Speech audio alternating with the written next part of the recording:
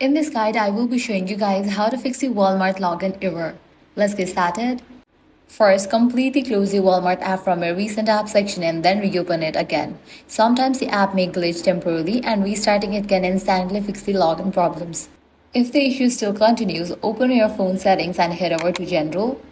Click on the option Transfer or Reset iPhone. Click on Reset. From these options, select Reset Network Settings and complete the process. You can also try Reset All Settings if needed. This helps fix network-related problems that may be preventing the Walmart app from connecting properly to the servers. If the login error still is not fixed, the next thing you should do is uninstall the app.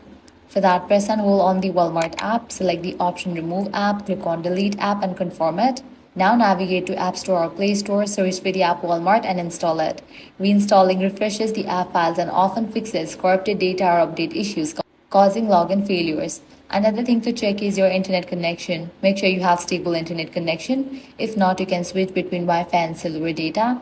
Likewise, enable airplane mode, wait for a few seconds, then disable it. This will refresh your phone's network connection. After that, reopen the Walmart app and try signing in again. In most cases, one of these methods should fix Walmart login error. And that's it. That's exactly how you can fix Walmart login issues quickly.